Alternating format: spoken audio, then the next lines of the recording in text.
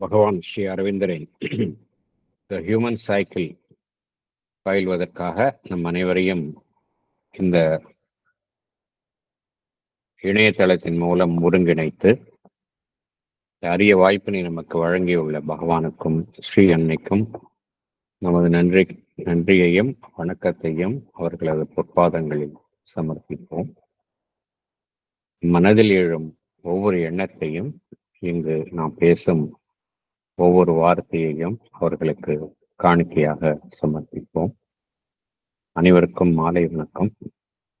இப்பொழுது human cycle புத்தகத்தில் chapter 8 பார்த்து கொண்டிருக்கின்றோம். அதன் தலைப்பு சிவிலைசேஷன் அண்ட் பார்பாரிசம். நாகரிகம் ஒருபுறமும், நாகரிகம் அடையாத நிலை என்ன என்பதை பகவான் விளக்குகின்றார். நாகரிகம் அடைந்த நிலை என்றால் என்ன, நாகரிகம் அடையாத நிலை என்றால் என்ன? நாகரிகம் அடையாத நிலை தான் பார்பரிசம் என்று இங்கு குறிப்பிடப்பட்டுள்ளது. உண்மையிலேயே அதனுடைய பொருள் என்ன, ஏன் அவசியம்? அந்த பார்பரிசம், நாகரிகம் அடையாத நிலையிலிருந்து ஏன் நாகரிகம் உள்ள நிலைக்கு அனைத்து மனித குலமும் செல்ல வேண்டிய அவசியம் என்ன? அது குறித்து தான் பகவான் விளக்குகின்றார். முதல்ல என்னன்னு புரிஞ்சுக்கணும். பார்பரிசம்னா என்ன, சிவிலைசேஷன் என்ன அப்படிங்கிறத பத்தி விளக்குகின்றார். அதை புரிந்து கொள்வோம். பின்பு ஏன் அவசியம், இதனுடைய அவசியம் என்ன? இது எல்லாருக்கும் பொருந்தும். தனி மனிதனுக்கும் பொருந்தும், சமுதாயத்திற்கும் பொருந்தும். ஒவ்வொரு தனி மனிதனும் பார்த்தோம் அப்படின்னா நமக்கிட்டே இந்த 2 குணங்களும் சேர்ந்தே இருக்கின்றன. 2 குணங்களும் சேர்ந்தே இருக்கின்றன. அதுல நம்ம கான்சியஸா எப்படி நம்ம மேல போறது, அதுதான் பகவான் இங்க குறிப்பிடுகின்றார். போன சாப்டர்ல பகவான் என்ன கூறினார்? ஒரு ஐடியல் சொசைட்டி, ஐடியல் இண்டிவிஜுவல் அப்படின்னா என்ன, எந்த அம்சங்களை கொண்டதாக இருக்க வேண்டும் என்றால்,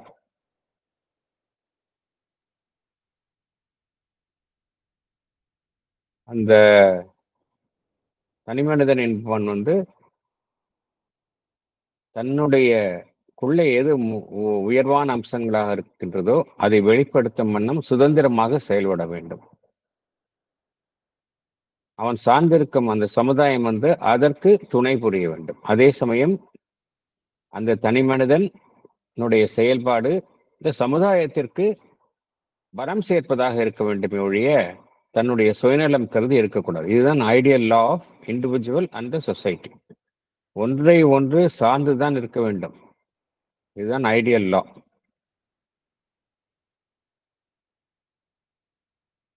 இதுல முக்கியமான ஒரு அம்சம் என்னவென்றால்,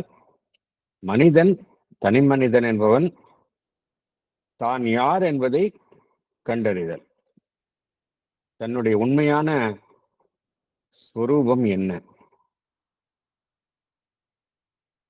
என்பதை கண்டறிதல், செல்ஃப் ரியலைசேஷன்.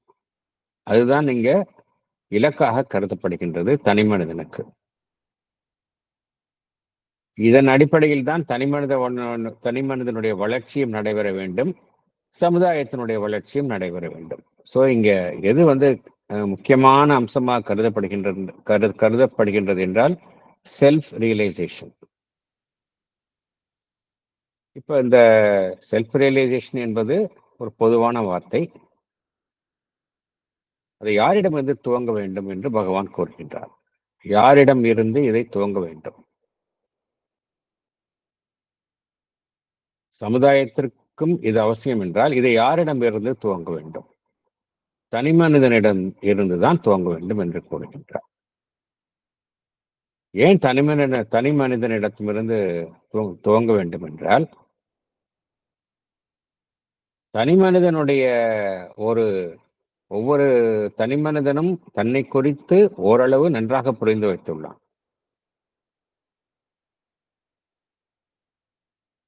அதே போல ஒரு ஒட்டுமொத்த சமுதாயம், ஒரு நாடு, அதனுடைய தன்மையை அறிந்து கொள்வது கடினம். ஏனென்றால் அது ஒரு ஒட்டுமொத்த அமைப்பு. அதைவிட எளிதானது தனிமனிதனுடைய சுபாவத்தையும் அவனிடம் உள்ள அம்சங்களையும் கண்டறிவது. ஆதலினால்தான் இந்த செல்ஃப் ரியலைசேஷன் என்பது யாரிடம் இருந்து துவங்க வேண்டும் என்றால் தனிமனிதனிடமிருந்து தான் துவங்க வேண்டும். இரண்டாவது காரணம் என்னவென்றால், ஆகையினால் மாற்றம் என்பது எங்கிருந்து ஆரம்பிக்க வேண்டும் என்றால் ஒவ்வொரு தனிமனிதன் இடத்தில் இருந்துதான் மாற்றம் என்பது ஆரம்பிக்க வேண்டும். இதுதான் அடிப்படை கருத்து. என்ன காரணம் என்றால், எது ஒரு தனி மனிதனுக்கு பொருந்துகின்றதோ அதுதான் ஒரு சமுதாயத்திற்கும் பொருந்தும். ஒரு பொதுவான விதியை எது செயல்படுகின்றது என்றால், எது ஒரு தனி மனிதனுக்கு சிறப்பாக இருக்கின்றதோ அது பொதுவாகவே அனைவருக்குமே பொருந்தும். இதனுடைய மேலோட்டமான அம்சங்களை பார்த்தோம் என்றால், இதன் அடிப்படையில் தான் எல்லா திட்டங்களும் நாட்டில் நிறைவேற்றப்படுகின்றன. ஒவ்வொருவருக்கும் சிறந்த கல்வி, ஒவ்வொரு தனி மனிதருக்கும் சிறந்த கல்வி, சிறந்த சுகாதார வசதிகள், தங்குவதற்கு சிறப்பான ஒரு இருப்பிடம், இதெல்லாம் பார்த்தோம் அப்படின்னா எங்கிருந்து ஆரம்பிக்கின்றது? தனி மனிதனிடம் இருந்து ஆரம்பிக்கின்றது. அதுதான் பொதுவான ஒரு விதியாக சமுதாயத்திற்கும் நாட்டிற்கும் அனுசரிக்கப்படுகின்றது. ஆகையினால் இங்க ஒரு சுதந்திரமான தனி மனிதனுடைய வளர்ச்சி என்பது ஒரு அடிப்படை தேவையாகின்றது. எதற்கு அடிப்படை தேவையாக இருக்கின்றது என்றால், ஒரு பூரணமான சமுதாயம், முழுமையான சமுதாயத்தின் வளர்ச்சிக்கு தனி மனிதனுடைய வளர்ச்சி என்பது அத்தியாவசியம் ஆகின்றது. ஆகையினால்தான் தனி மனிதனின் இடத்திலிருந்துதான் துவங்க வேண்டும் என்று பகவான் குறிப்பிடுகின்றார். மாற்றம் என்பது தனி மனிதன், அது மாற்றம் என்பதும் சரி, அந்த தனக்குள்ள இருக்கக்கூடிய அந்த ரியல் செல்ஃப் அதை கண்டறிதலும் சரி, எங்கிருந்து துவங்க வேண்டும் என்றால் தனி மனிதன் இடத்திலிருந்து தான் துவங்க வேண்டும் என்று பகவான் குறிப்பிடுகின்றார். ஏனென்றால் அதுதான் இயற்கை அப்படின்னு பகவான் குறிப்பிடுகின்றார். அடுத்தது, உண்மையிலேயே இந்த செல்ஃப் ஆன்மன் அப்படிங்கிறது என்ன என்றால், இதெல்லாம் போன செக்ஷன்ல பார்த்ததை நாம் நினைவு கூறுகின்றோம். தொடர்ச்சியின் பொருட்டு நாம் நினைவு கூறுகின்றோம். செல்ஃப் ஆஃப் மேன் அப்படிங்கிறது ஒரு மனிதனுடைய உள்ள இருக்கக்கூடிய ஆத்மன் என்பது மறைந்திருக்கின்றது, ஒரு மறைப்பொருளாகத்தான் இருக்கின்றது. அது அவனுடைய உடல் இல்லை, அவனுடைய வாழ்வு இல்லை, அவனுடைய மனதும் இல்லை. ஆகையினால் அவனுடைய உடலினுடைய ஒரு முழுமையான ஒரு வளர்ச்சியோ, பிராணமயத்தினுடைய ஒரு முழுமையான வளர்ச்சியோ, அல்லது மனதினுடைய ஒரு முழுமையான வளர்ச்சியோ, ஒரு மனிதன் தான் யார் என்பதை கண்டுகொள்வதற்கு சரியான வழியாகாது, இறுதியான வழியாகாது. இவைகள் எல்லாம் ஒரு இடைப்பட்ட வழிகளாகத்தான் இருக்க முடியுமே தவிர இறுதியான ஒரு இலக்குகளாகவோ முடிவாகவோ இருக்க முடியாது. இதெல்லாம் வழிகள். they are means of manifestation.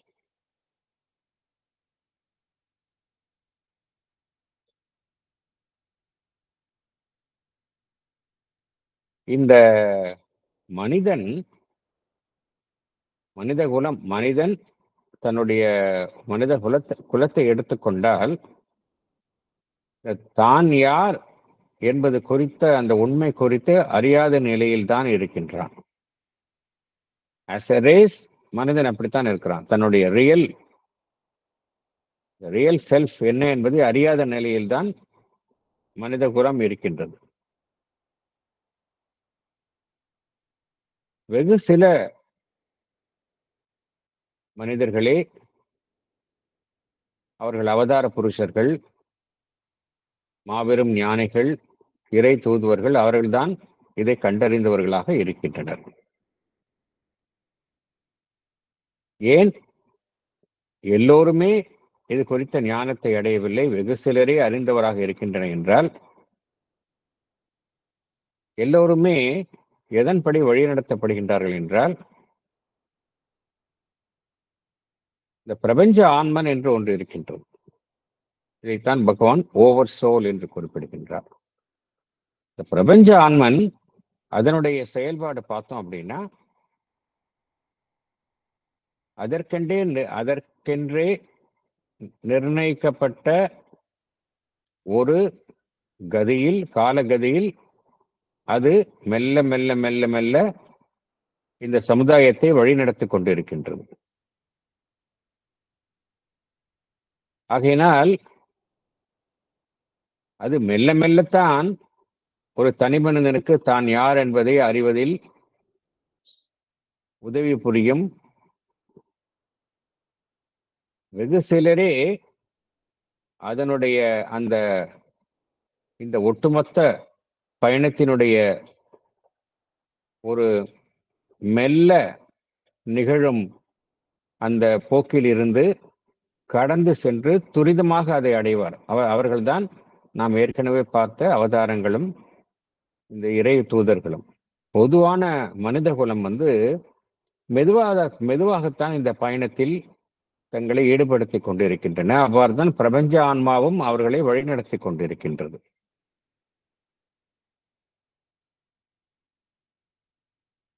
Majority of the மனிதர்கள் எப்படி இருக்காங்க அப்படின்னா, பாதி மனிதர்களாகவும் பாதி அவர்கள் உள்ளே இருக்கக்கூடிய அந்த விலங்கினம் கொண்டவர்களாகவும் செயல்படுகின்றனர். ஆகையினால் மெஜாரிட்டி ஆஃப் த பீப்புள் இப்படிதான் ஸ்லோவா தான் அந்த ப்ராசஸ்ல ஈடுபட்டுள்ளார்கள் என்று பகவான் குறிப்பிடுகின்றார்.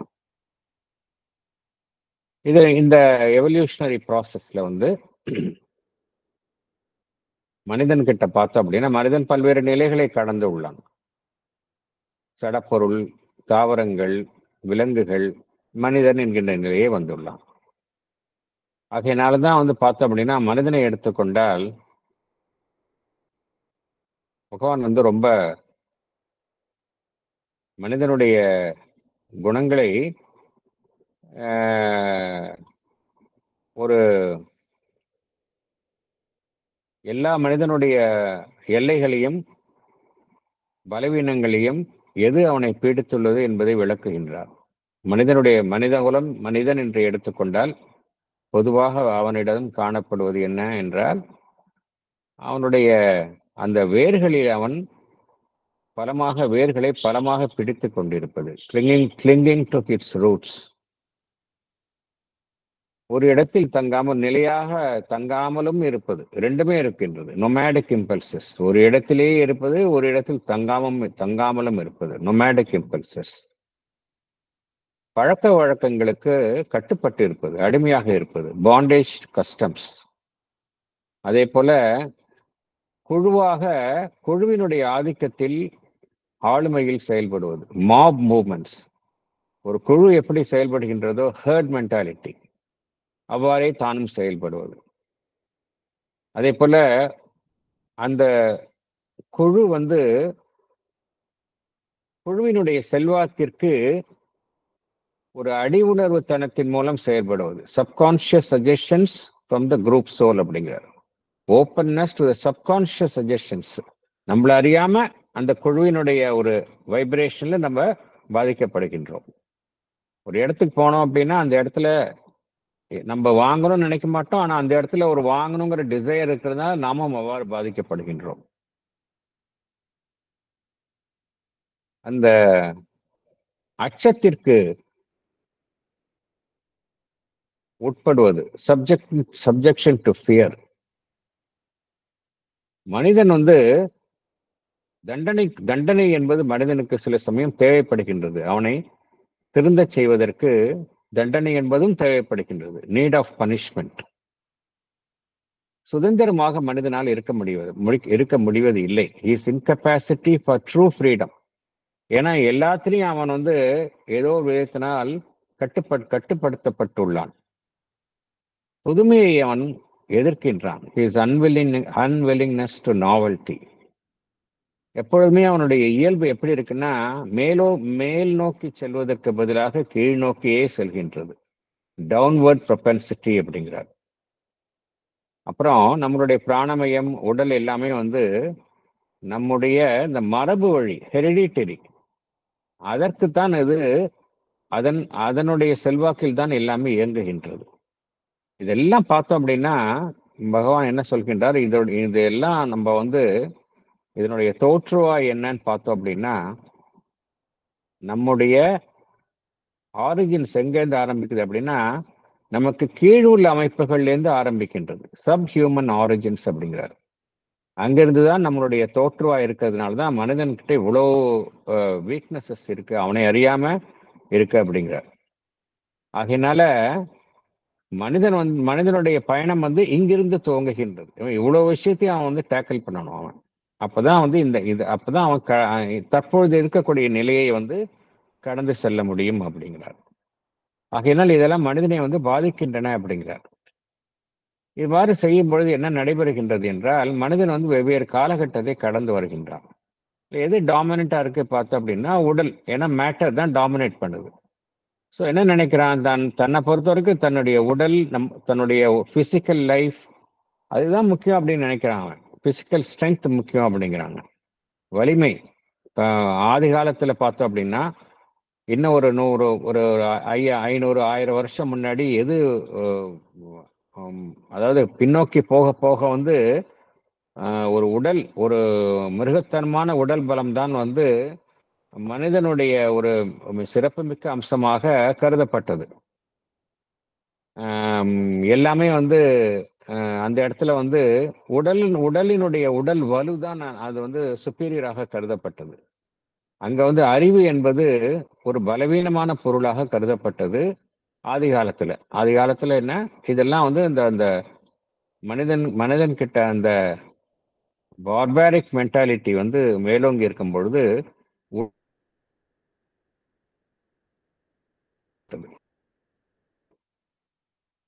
ஆனால் அவ்வாறே இருப்பதில்லை. மனிதன் காலம் செல்ல செல்ல எவ்வாறு மாறியுள்ளான் என்றால், மோர் அண்ட் மோர் அவன் வந்து தன்னுடைய பிராணமயத்தை சேர்ந்தவனாகவும், தன்னுடைய வாழ்வு, பொருளாதாரம் அதை சார்ந்த வாழும் ஒரு அமைப்பாகவும் மாறிவிடுகின்றான்.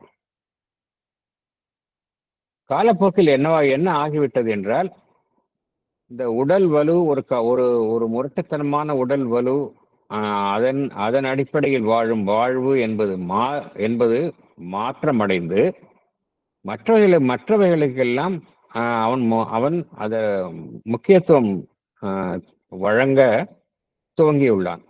முக்கியமாக அறிவு, அவனுடைய வாழ்வியல் சார்ந்த இயக்கங்கள், இதெல்லாம் வந்து அவன் வந்து அவைகளுக்கெல்லாம் முக்கியத்துவம் தர அவ்வாறு முக்கியத்துவம் வழங்கும் வகையில் அவனுடைய வாழ்வு மாறி உள்ளது. அவன் உடலை பாதுகாக்கவும் பண்டைய காலம் மாதிரி இல்லாமல் அவன் அறிவின் உதவியுடன் உடலை வலுவாக வைத்துக் கொள்கின்றான். உடலை அவன் வலுவாக வைத்துக் கொள்வதற்கும் அறிவின் உதவியை நாடுகின்றான். ஒரு காலத்துல வந்து அறிவு என்பது பலவீனமாக கருதப்பட்ட ஒரு பொருள்.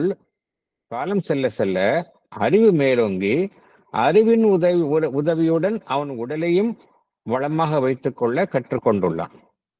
ஆகையினால இந்த உடலுக்கு முக்கியத்துவம் தருதல் என்பது காலப்போக்கில் பின்னுக்கு தள்ளப்பட்டது. இந்த பார்பாரிசம் என்றால் உடல்தான் பிரதானம் என்று நம்புவது, அது பின்னுக்கு தள்ளப்படுகின்றது என்று பகவான் குறிப்பிடுகின்றார். மேற்கொண்டு செல்லலாம். பேராகிராஃப் 4 அதிலிருந்து ஆரம்பிக்கலாம் நம்ம.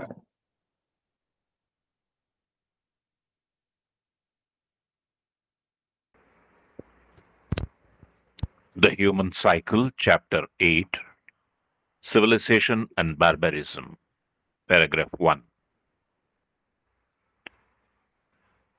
Once we have determined that this rule of perfect individuality and perfect reciprocity is the Sir, ideal அது law. paragraph 4ல இருந்து படிக்கணும்ல நீங்க. Oh, அப்படியா சார்? சாரி. அது paragraph 1 to 3. paragraph 4 இன்னைக்கு அனுப்பிச்சதுல இருக்குமே, அது இருக்கா? இன்னைக்கு அனுப்பிச்சதுல 3 இருக்கு. ஓ, தப்பா அனுப்பிச்சிட்டு நான் உங்களுக்கு. ஒரு நிமிஷம் இருங்க. 1, 2, 3 இருக்கு. ஒரே ஒரு நிமிஷம். ஓகே.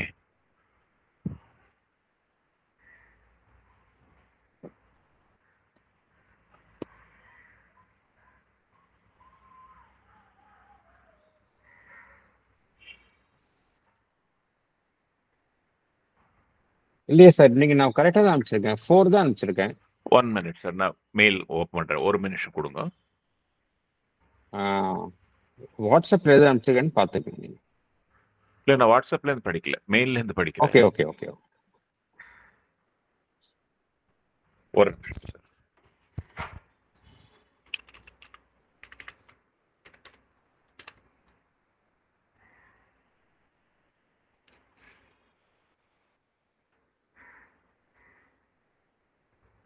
ஓகே, 4 to 6 இருக்கு. Okay, 1 minute.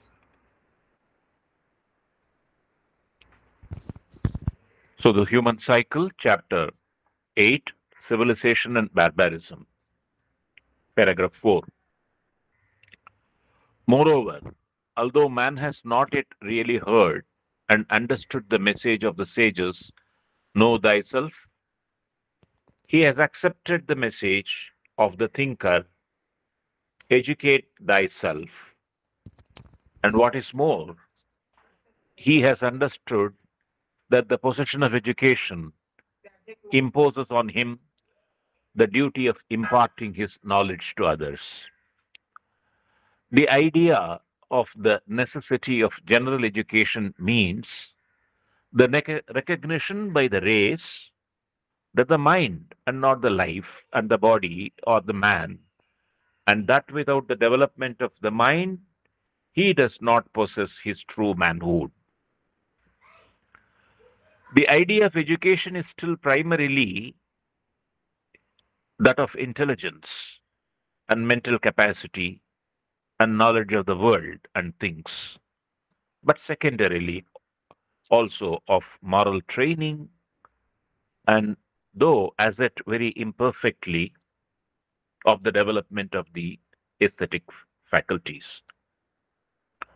The intelligent thinking being, moralized, controlling his instincts and emotions by his will and his reason, acquainted with all that he should know of the world and his past, capable of organizing intelligently by that knowledge his social and economic life, ordering rightly his bodily habits and physical being. This is the conception that now governs civilized humanity. It is, in essence, a return to and a larger development of the old Hellenic ideal, with a greater stress on capacity and utility, and a very diminished stress on beauty and refinement. We may suppose, however, that this is only a passing phase. The last elements are bound to recover their importance as soon as the commercial period of modern progress has been overpassed, and with that recovery, not yet in sight but inevitable, we shall have all the proper elements for the development of man as a mental being. Thank you, sir. Thank you. Can I read, sir? Yeah, please. Salient points. Man has not yet really understood the message of the sages, know thyself. But he has accepted the message of the thinker, educate thyself. Possessing knowledge imposes on him the duty of imparting knowledge to others. The idea behind the necessity of general education is, it is the mind and not the life and the body are the main and without development of mind, he does not possess his true manhood. The idea of education is primarily that of intelligence and mental capacity and knowledge, and secondarily of moral training and development of the aesthetic faculties. The conception of civilized humanity is governed by the ideals of an intelligent man, moralized, controlling his instincts and emotions by his will and reason, having full knowledge of the world and organizing his social and economic life by his knowledge. This is a greater stress on capacity and utility and a very diminished sense of beauty and refinement. However, this is a passing phase. After the commercial period of modern progress is overpassed, there would be recovery of all the proper elements for the development of man as a mental being. Thank you, sir. Thank you.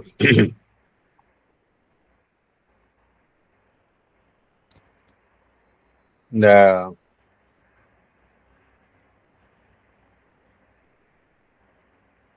self-finding, finding one's real self, தன்னைத்தானே கண்டறிதல். இதுல என்ன காரணத்தினால மனிதன் ரொம்ப அதை வெகு எளிதாக அவனால அதை கண்டறிய முடியவில்லை என்றால், மனிதனுடைய அந்த இன்க்ளினேஷன் எப்படி இருக்கு அப்படின்னா,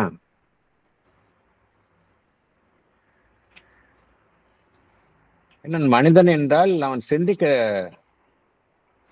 துவங்கியுள்ள ஒரு அமைப்பாக இருக்கின்றான். அதுல அவனுக்கு அறிவு சார்ந்த விஷயங்கள், இந்த அறிவு சார்ந்த விஷயங்கள், தன்னுடைய அறிவை சார்ந்து செயல்படும் விஷயங்களை அவன் கண்டறிவது மிகவும் எளிதாக இருக்கின்றது. அதே சமயம் அவனுடைய ஆன்மனை கண்டறிதல் அது அவனுக்கு கடினமாக இருக்கின்றது. அதனால்தான் மனிதன் மனிதனுடைய நாட்டம் எதுவாக இருக்கின்றது என்றால்,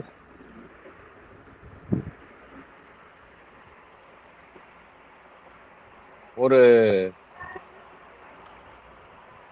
ஞானியினுடைய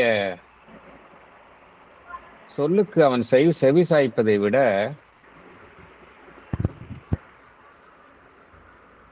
ஒரு சிந்தனையாளனுடைய சொல்லுக்குத்தான் அவன் செவி சாய்க்கின்றான். அதனால் ஞானி என்ன கூறுகின்றான்? நோ தை செல்ஃப், நீ யார் என்பதை அறிந்து கொள் என்று கூறுகின்றான். ஆனால் அவன் இந்த கருத்தினால் அவன் ஈர்க்கப்படுவதை விட எந்த கருத்திற்கு அவன் வெகுவாக எளிதாக ஈர்க்கப்படுகின்றான் என்றால், எஜுகேட் தை செல்ஃப், உன்னை கல்வி அறிவு பெற்றவனாக மாற்றிக்கொள் என்கின்ற அந்த கருத்து தான் அவனுக்கு வெகு சுலபமாக அந்த கருத்து தான் அவனுக்கு வசப்படுகின்றது. அது மாத்திரமல்ல, தான் அறிந்து கொள்வதன் மூலம் அவன் மற்றவர்களுக்கும் தான் அறிந்ததை தெரிவிக்கும் ஒரு கட்டாயத்துக்கு உள்ளாகின்றான். அதனால் இந்த ப்ராசஸ் எங்க ஆரம்பிக்குது? இந்த நோயிங் தை செல்ஃப் என்கின்ற ப்ராசஸ் முதல்ல உடல் பார்பாரிக் ஏஜில் உடல் வலிமை. அடுத்த ஸ்டேஜ் எங்க போகுது அப்படின்னா, நேச்சுரலா மைண்டுக்கு தான் போகுது. ஃபோக்கஸ் மைண்டுக்கு போயிடுது. மைண்ட் அப்படின்னா எஜுகேஷன், அறிந்து கொள்ளுதல், உலக விஷயங்களை அறிந்து கொள்ளுதல், அதுதான் அர்த்தம். இங்க நாலேஜ் அப்படின்னா இங்க நம்ம ஒரு நேரோ ஸ்கோப்ல தான் புரிஞ்சுக்கணும்.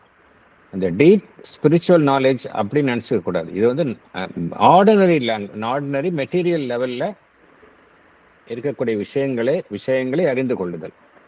அதுக்கு தான் வந்து ஃபர்ஸ்ட் ப்ரையாரிட்டி வந்து மனிதன் கொடுக்கின்றான். ஈவன் நவ் அப்படிதான் நடக்குது.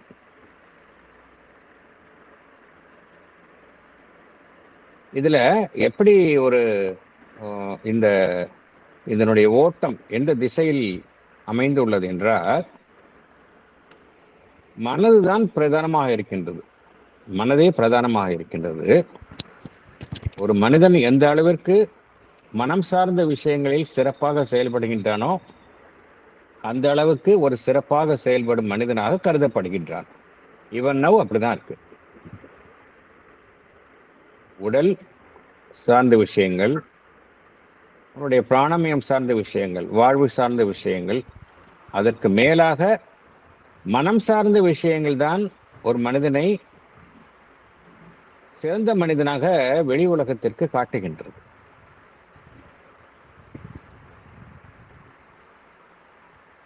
எந்த மனிதன் வந்து தன்னுடைய மனதை நன்றாக சிறப்பாக வளர்ச்சி அடைய செய்யவில்லையோ அவன் சிறந்த மனிதனாக அவனுடைய உண்மையான மனித இயல்பு என்பது அவனுடைய உண்மையான மனித இயல்பை அவன் அடைந்துள்ளான் என்று கருதப்படுவது இல்லை.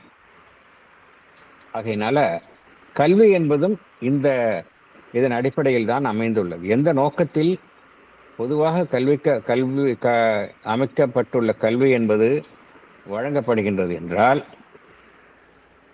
ஒரு மனிதனுடைய அறிவு, அவனுடைய மென்டல் கெப்பாசிட்டி, இதை வளர்ச்சி அடைய செய்தல், உலக விஷயங்கள் குறித்த அந்த அறிவை பெருக்கிக் கொள்ளுதல், இதுதான் ஃபர்ஸ்ட் ப்ரையாரிட்டி. இரண்டாம் தரமாகத்தான் எதற்கு முக்கியத்துவம் தரப்படுகின்றது என்றால், அவனுடைய தார்மீக இயல்பை பழக்குதல், மாரல் ட்ரைனிங், அதுக்கு வந்து செகண்டரி இம்பார்ட்டன்ஸ் தான் தரப்படுகின்றது. அது மாத்திரமல்ல, அவன்கிட்ட இருக்கக்கூடிய இந்த அழகு உணர்ச்சி சார்ந்த திறன்களை வளர்ப்பது என்பது மிகவும் அதற்கு முக்கியத்துவம் குறைவாகவே தரப்படுகின்றது. இப்படிதான் வந்து தற்பொழுது கல்வி முறை அமைந்துள்ளது. சமுதாயம் என்பது எப்படி அமைந்துள்ளது? ஒரு மனிதனுடைய கல்வி முறை எப்படி அமைந்துள்ளது என்றால், சமுதாயமும் அவ்வாறு தான் அமைந்துள்ளது. சமுதாயம் வந்து இத்தகைய மனிதர்களால் தான் சமுதாயமும் அமைக்கப்பட்டுள்ளது. சிந்திக்க தெரிந்த மனிதன், அவன் சில ஒழுக்க கட்டுப்பாடுகளை அமைத்து அதன்படி நடக்கின்றான். அவனுள் எழும் உந்துதல்களை அவன் ஒரு நெறிப்படுத்தி வாழ்கின்றான். அவனுள் எழும் உணர்ச்சிகளை அவன் நெறிப்படுத்தி வாழ்கின்றான். எதன் மூலம் நெறிப்படுத்துகின்றான் என்றால், அவனுடைய சங்கல்பம், அவனுடைய அறிவின் துணை கொண்டு இவை அனைத்தையும் நெறிப்படுத்தி வாழ்கின்றான். அதே போல உலகத்தில் எவை அனைத்தையும் அவன் கற்றுக்கொள்ள வேண்டுமோ, அறிந்து கொள்ள வேண்டுமோ, அவன் அது குறித்த ஒரு அறிவை அவன் பெற்றுக்கொள்கின்றான். கடந்த காலம் குறித்த அறிவையும் அவன் பெற்றுக்கொள்கின்றான். இந்த அறிவின் மூலம் என்ன செய்கின்றான்? அவ்வாறு அவன் பெற்றுக்கொண்டுள்ள அறிவின் மூலம் அவன் என்ன செய்கின்றான்? அவனுடைய சமுதாய மற்றும் பொருளாதார வாழ்வை அவன் ஒழுங்கமைத்துக் கொள்கின்றான். ஸோ இந்த அறிவு வந்து இயற்கையா அல்டிமேட்டா எதுக்கு யூஸ் ஆகுது அப்படின்னா, அவனுடைய சமூக பொருளாதார வாழ்வை ஒழுங்கமைப்பதற்கு இது உதவி புரிகின்றது. அதே போல அவனுடைய பிசிக்கல் ஹேபிட்ஸ் அதை நெறிப்படுத்துகின்றான். இவை எல்லாம் தான் தற்பொழுது ஒரு நாகரிகம் அடைந்த மனிதகுலம் என்பதை இத்தகைய ஒரு விதிமுறைகள் தான் வழிநடத்துபவையாக இருக்கின்றன அப்படிங்கிறார். இது வந்து பொதுவாக இது ஐடியல் கிடையாது.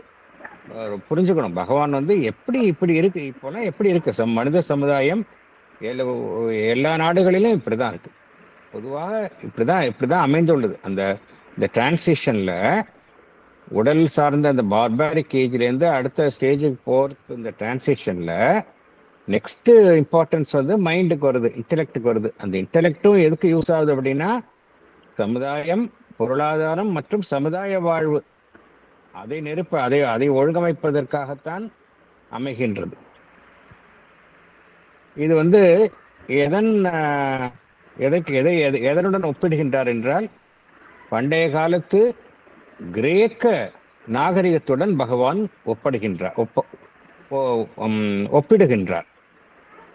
ஹெலனிக் ஐடியல், ஹெலனிக் அப்படின்னா கிரேக்க நாட்டை சேர்ந்த, something to do with ancient Greece, அந்த ஒரு நாகரிகத்தை சேர்ந்த ஒரு விதி ஹெலனிக் ஐடியல், ஒரு ஒரு ஒரு அதன் அடிப்படையில் அமைந்த ஒரு விதி போல் இப்பொழுது செயல்படுகின்றது என்று பகவான் குறிப்பிடுகின்றார். இதுல வந்து எதற்கு அழுத்தம் தரப்படுகின்றது என்றால், அத்தகைய ஒரு நாகரிகத்தில், கிரேக்க நாகரிகத்தில் எதற்கு அழுத்தம் அதிகம் தரப்பட்டது என்றால், ஒருவருடைய திறனுக்கும் ஒருவருடைய நடைமுறை வாழ்வில் எந்த அளவிற்கு ஒன்று அவருக்கு பயன் தருகின்றது, இதற்குத்தான் முக்கியத்துவம் தரப்பட்டது. ஒருவருடைய திறனுக்கும், அது மாத்திரமல்ல, அவருக்கு எது நடைமுறை வாழ்வில் மிகவும் அதிகம் பயன் தருகின்றது, கெப்பாசிட்டி அண்ட் யூட்டிலிட்டி. இதுல வந்து purely utilitarian point of view, அவ்வளவுதான். இது எனக்கு யூஸ்ஃபுல்லா இருக்கு, நான் எடுத்துப்பேன். இல்லாட்டி purely material and utilitarian point of view. இதுல வந்து பியூட்டி, ரிஃபைன்மெண்ட் இதுக்கெல்லாம் வந்து இம்பார்ட்டன்ஸ் தருவது இல்லை. இது இப்படித்தான் வந்து இந்த டிரான்சிஷன்ல இந்த சமுதாயம், ஒவ்வொரு சமுதாயமும் இப்படித்தான் இந்த நிலையில்தான் இருக்கின்றன. இது வந்து இதே நிலையில் இருந்து விடாது என்று பகவான் குறிப்பிடுகின்றார். இது வந்து ஒரு பாசிங் ஃபேஸ் தான் அப்படிங்கிறார். ஏன்னா ஒரு சமுதாயம், ஒரு மனிதனுடைய வளர்ச்சி என்பது வெறும் அறிவு சார்ந்த விஷயங்களை மாத்திரம் மையமாக கொண்டதாக இருக்க முடியாது. அவனுடைய வாழ்வினுடைய உயர்வான அம்சங்கள் எவ்வளவோ இருக்கின்றன. கலை, இலக்கியம், எவ்வளவோ உயர்வான விஷயங்கள் இருக்கின்றன. அவனுடைய மனிதனுடைய உயர்வான விஷயங்களை வெளிப்படுத்துவதுதான் ஒரு சிறந்த வாழ்வாக இருக்க முடியும். ஆனால் தற்பொழுது எல்லாமே பொருளாதாரம் சார்ந்து, நடைமுறை வாழ்வை சார்ந்த செயல்பாடுகளாக இருக்கின்றன. அதனால் இது வந்து ஒரு பாசிங் ஃபேஸ் அப்படிங்கிறார், கடந்து செல்லும் ஒரு நிலை. இது வந்து பெர்மனண்டா இருக்காது அப்படிங்கிறார். அதனால எந்த முக்கியமான விஷயங்களை எல்லாம் நாம் இழந்து இருக்கின்றோமோ அவைகளை எல்லாம் நாம் மீண்டும் அவைகளுக்கெல்லாம் முக்கியத்துவம் தருவோம் என்று பகவான் குறிப்பிடுகின்றார். அடுத்தது பார்க்கலாம்.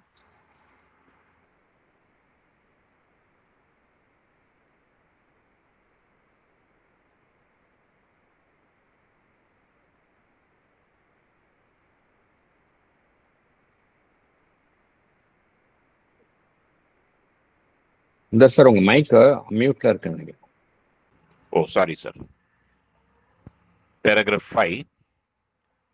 The old Hellenic or Greco-Roman civilization perished, among other reasons, because it only imperfectly generalized culture in its own society and was surrounded by huge masses of humanity who were still possessed by the barbarian habit of mind.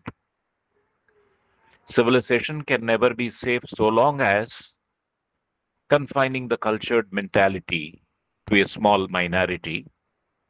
It nourishes in its bosom a tremendous mass of ignorance, a multitude, a proletariat. Either knowledge must enlarge itself from above or be always in danger of submergence by the ignorant night from below. Still more must it be unsafe if it allows enormous numbers of men to exist outside its pale, uninformed by its light, full of the natural vigor of the barbarian, who may at any moment seize upon the physical weapons of the civilized without undergoing an intellectual transformation by their culture. This Greco-Roman culture perished from within and from without. from without by the floods of Teutonic barbarism,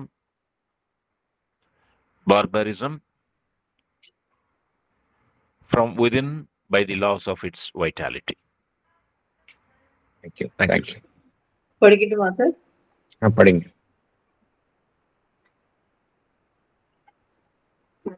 The Greco-Roman society perished because its culture was imperfectly generalized, a small mass of cultured people surrounded by a huge mass of people with barbaric habit of mind.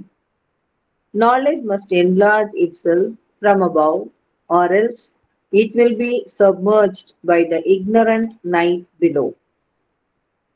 Knowledge will remain unsafe if it allows an enormous number of men with barbaric nature to exist outside its light. They may seize the weapons of the civilized without undergoing the required transformation. The Greco-Roman culture perished from within by the loss of vitality and from without by the floods of Teutonic barbarism. Thank you, sir. Thank you. இல்லை, முக்கியமான point பகவான் என்ன சொல்றார் அப்படின்னா, ஒரு நாடாக இருக்கட்டும், ஒரு சமுதாயமாக இருக்கட்டும், கொஞ்சம் பேர் மாத்திரம் ரொம்ப ஒரு ஹைலி இன்டெலெக்சுவலா இருந்து அந்த மாஸ் வந்து சரியான முறையில வளர்ச்சி அடையாம இருந்தது அப்படின்னா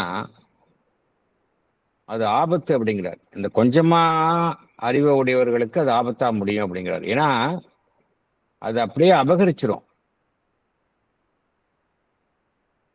நாலேஜ் சிவிலைசேஷன் அப்படிங்கிறது எல்லாருக்கும் பரவி இருக்கும் பொழுதுதான் வந்து அது வந்து சேஃப்.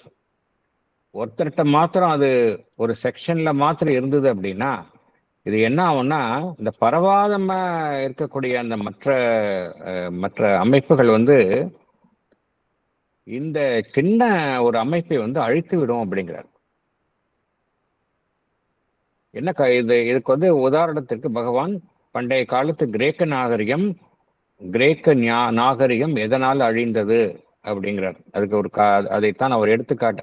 ஏன் பகவான் வந்து கேட்கணும், இதுக்கு கிரேக்க வந்து நாகரிகத்தை பகவான் சொல்றார் அப்படின்னா, கிரேக்க நாகரிகம் வந்து பழமையான நாகரிகம். இந்திய நாகரிகம் எப்படி இருக்கின்றதோ அதே போல கிரேக்க நாகரிகம் அந்த காலத்துல பார்த்தோம் அப்படின்னா நிறைய பழமையான நாகரிகம். ஆனால் அது அழிந்து விட்டது. அதுக்கு அந்த ஏன் அழிந்து விட்டது அப்படிங்கிற அதுக்கான காரணத்தை தான் அவர் பகவான் சொல்றாரு. இங்க என்ன காரணம்னா, அது வந்து அந்த சிவிலைசேஷன் வளர்ச்சி அதை வந்து அதை வந்து பொதுவாக பரவச் செய்தல் என்பதை வந்து அது முழுமையாக செய்யல. ஒரு ஒரு ஒரு சின்ன ஒரு செக்ஷன்ல தான் வந்து ஹைலி சிவிலைஸ்டா இருந்தாங்க. ஹியூஜ் மாசஸ் ஆஃப் ஹியூமனிட்டி வந்து அந்த பார்பாரிக் கல்ச்சரோட அங்க இருந்தாங்க. அதனால்தான் வந்து அது அழிந்து விட்டது அப்படிங்கிறார்.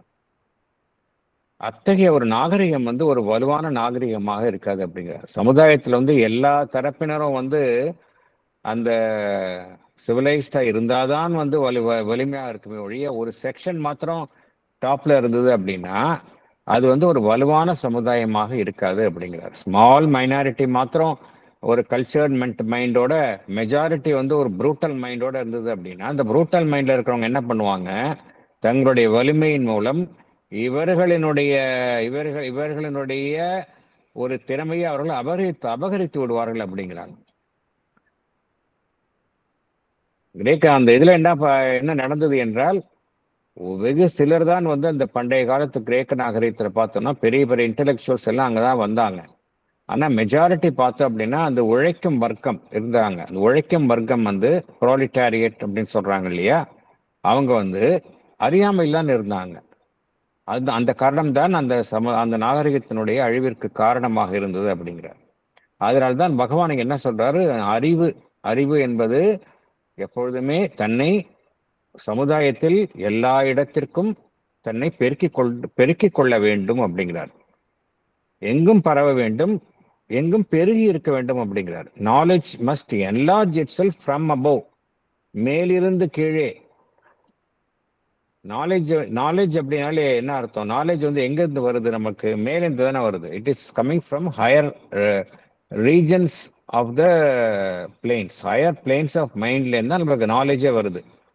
கீழே இன்கான்சியன்ஸ்ல இருந்து நாலேஜ் வர்றதில்லை. நாலேஜ் அப்படிங்கிறதும் ஈவன் எந்த நாலேஜ் இருந்தாலும் அதனுடைய ஆரிஜின் பார்த்தோம் அப்படின்னா ஹையர், மேலே இருந்தா நம்மளுக்கு கீழே வருது. கீழே வந்து என்ன இருக்கு? அறியாமை தான் இருக்கு. ஆகையினால மேலேந்து கீழே வரக்கூடிய அந்த நாலேஜ் வந்து எப்பொழுதும் வந்து தன்னை எங்கும் பரவி வியாபித்து இருக்கணும் அப்படிங்கிறார். அப்படி இல்லை அப்படின்னா கீழேந்து இருக்கக்கூடிய அந்த அறியாமை என்கும் இருள் வந்து மேல இருக்கக்கூடிய அனைத்து விஷயங்களையும் தன்னில் மூழ்கடித்து விடும் அப்படிங்கிறார்.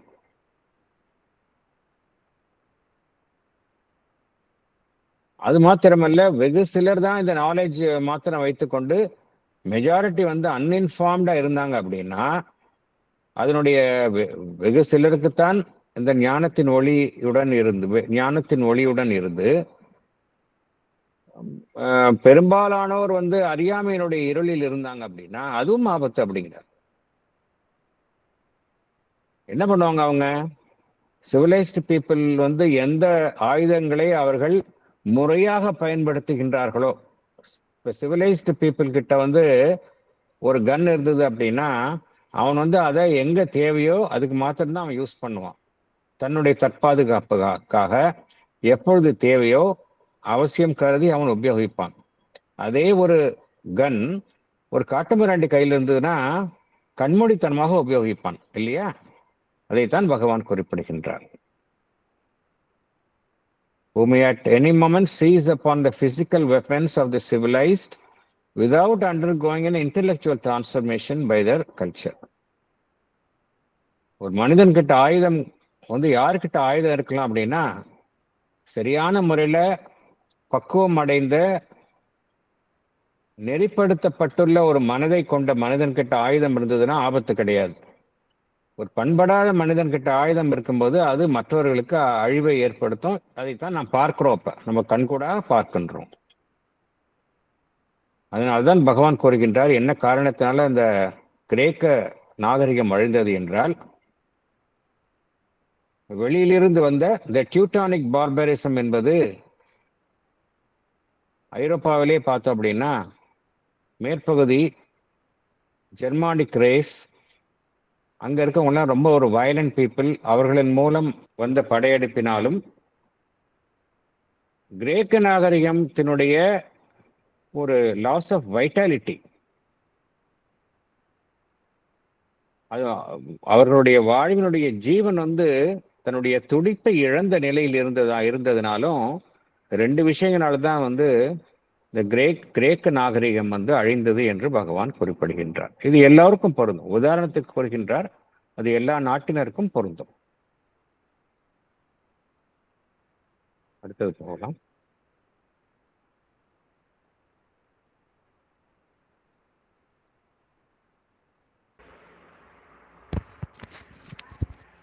மேலே பார்க்கலாமா? Yes sir. Yes. It gave the proletariat some measure of comfort and amusement, but did not raise it into the light. When light came to the masses, it was from outside in the form of the Christian religion, which arrived as an enemy of the old culture. Appealing to the poor, the oppressed and the ignorant, it sought to capture the soul and the ethical being, but cared little or not at all for the thinking mind, content that should remain in darkness if the heart could be brought to feel religious truth.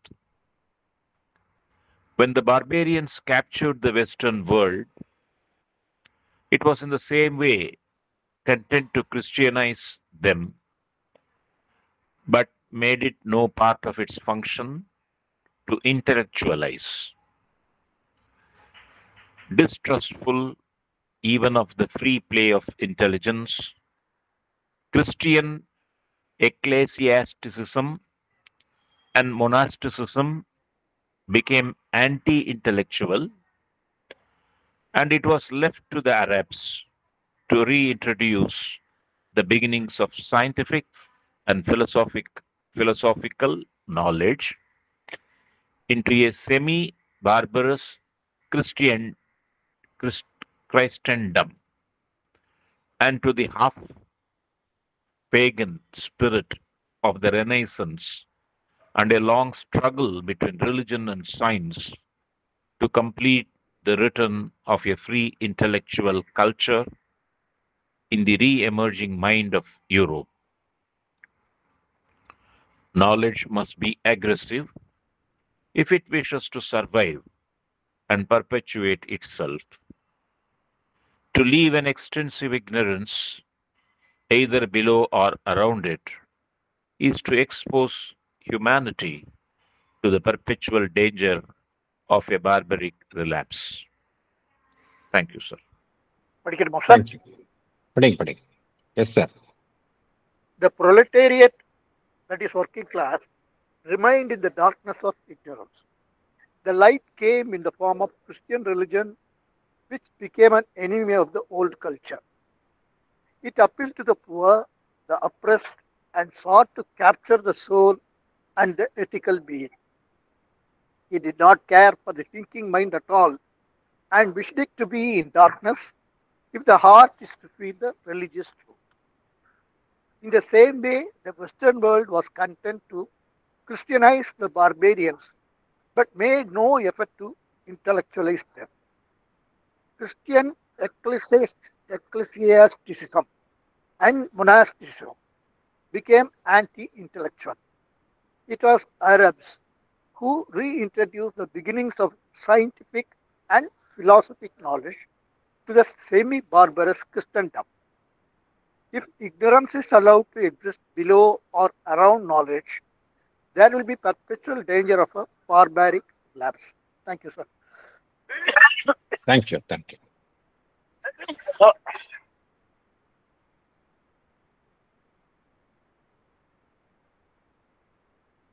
இந்த பண்டைய கிரேக்க சமுதாயத்துல இந்த உழைக்கும் வர்க்கம் ப்ராலிட்டாரியட் அதுக்கு சில வசதிகள் செஞ்சு கொடுத்தாங்க. அவர்களை மகிழ்வாக வைத்துக் கொண்டார்களே ஒழிய அவர்களை அறிவுபூர்வமாக அவர்களை உயர்த்தவில்லை. பண்டைய கிரேக்க நாகரிக சமுதாயத்திற்கு அறிவு என்பது எதன் மூலமாக யார் மூலமாக வந்தது என்றால் கிறிஸ்துவ மதத்தின் மூலமாகத்தான் வந்தது. ஆனால் அவ்வாறு வந்த அந்த மதம் என்ன செய்தது? பண்டைய கிரேக்க நாகரிகத்திற்கு எதிராக செயல்பட்டது என்று பகவான் குறிப்பிடுகின்றார்.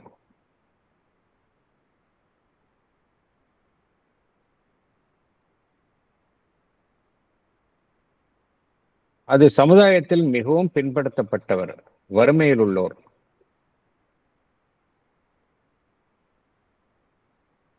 அவர்களை மாத்திரம் அது தன்னுடைய கவனத்தில் எடுத்துக்கொண்டது.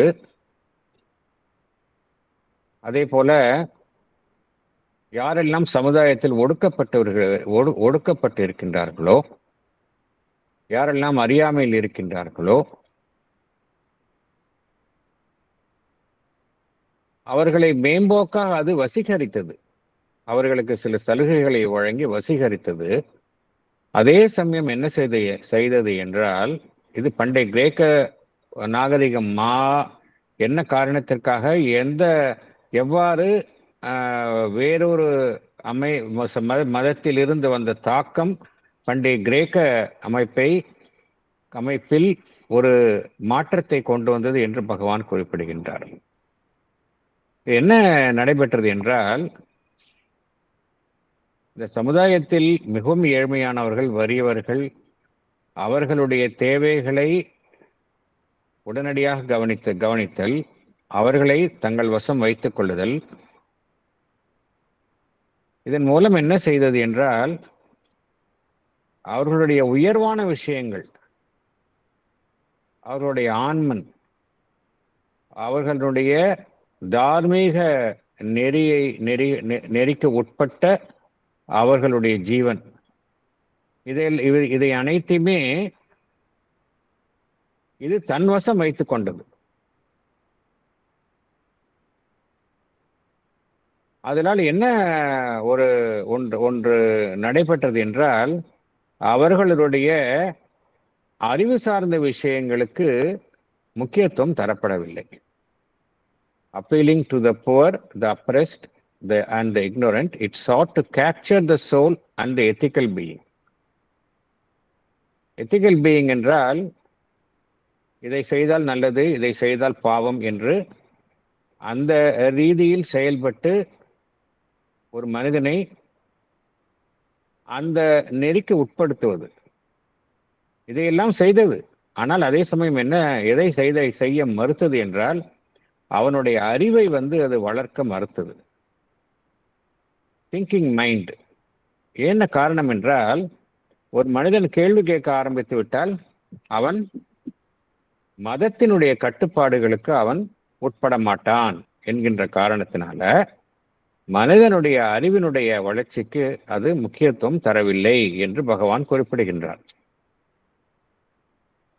இதேதான் நடைபெற்றது என்று குறிப்பிடுகின்றார். எங்கு?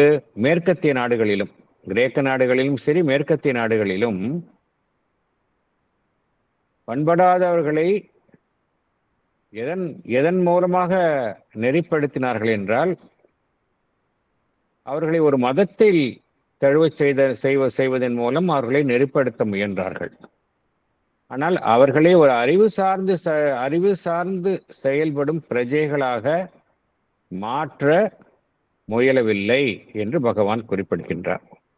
என்ன காரணம் என்றால், அறிவினுடைய சுதந்திரமான செயல்பாட்டை இவர்கள் சந்தேகத்துடன் அணுகினார்கள். ஒரு மனிதனுக்கு அறிவு செயல்பட ஆரம்பித்து விட்டால் அவன் மத கட்டுப்பாடுகளுக்கு அவன் இணங்க மாட்டான் என்று ஒரு மனிதனுடைய சுதந்திரமாக செயல்படும் அறிவை அவர்கள் நம்ப மறுத்தார்கள்.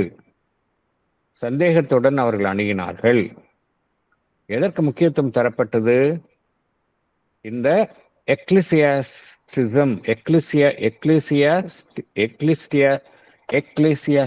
என்று பகவான் குறிப்பிடுகின்றார். எக்லிசியாஸ்டிசம் என்றால் சர்ச், அதனுடைய விதிகள், அதற்கு உட்பட்டு செயல்படுதல், அதுதான் எக்லிசியாஸ்டிசம். மனாஸ்டிசிசம்னா நமக்கு தெரியும், மடம், கிறிஸ்டியன் மனாஸ்ட்ரி, மடம், அதனுடைய நெறிமுறைகள். இந்த ரெண்டு விஷயம்தான் சமுதாயத்தை மேற்கத்திய நாடுகளிலும் வழி நடத்தின, மேலோங்கி செயல்பட்டன. இதே கருத்துக்களையும் நம்ம முன்னாடியும் பார்த்துருக்கோம். இந்த கன்வென்ஷனல் ஏஜ்லையும் இதுதான் இப்படிதான் செயல்பட்டதுன்னு பார்த்துருக்கோம். அது அறிவுக்கு புறம்பாக செயல்பட்டது, ஆன்டி இன்டெலெக்சுவல். இது ஏர்லி பீரியட்ல சொல்றார். லேட்டர் ஆன் அரபிக் இன்ஃப்ளூயன்ஸ்னால தான் scientific and philosophical knowledge western வேர்ல்டுக்கு வந்தது என்று பகவான் குறிப்பிடுகின்றார். அப்போ அந்த நாடுகள்லாம் ஒரு அரைகுறை காட்டுமிராண்டித்தனமாக இருந்தது அப்படிங்கிறாரு. செமி பார்பரஸ் கிறிஸ்டன்டம் அப்படிங்கிறாரு. Half pagan spirit of the renaissance, இதெல்லாம் கிரேக்க நாடுகள்ல தான் சொல்றாரு. ஹாஃப் பேகன் ஸ்பிரிட் அப்படின்னா அவங்க ஒரு மதம் அப்படிங்கிறது கிடையாது. நிறைய அந்த கிரேக்க நாட்டில் என்ன பண்ணாங்க, நிறைய கடவுள்கள் இருக்கும். நிறைய கடவுள்களை அவர்களுக்கு விருப்பப்பட்ட கடவுள்களை அவர்கள் வழிபட்டு கொண்டிருப்பாங்க. ஒரு முறையான நெறிப்படுத்தப்பட்டுள்ள ஒரு மதத்தை சார்ந்து இராமல் நிறைய அவர்களுக்கு உள்ள கடவுள்களை வழிபட்டு இருப்பது, அதுதான் ஹாஃப் பேகன் அப்படிங்கிறது. ஹாஃப் பேகன் இதுல அறகுறையா இருக்கிறது. ஸோ இதுல என்ன நடைபெற்றது என்றால், அங்க ஒரு போராட்டம் ஏற்பட்டது. மதத்திற்கும் ஒரு சுதந்திரமாக செயல்படும் அறிவிற்கும் இடையில் ஒரு போராட்டம் ஏற்பட்டது.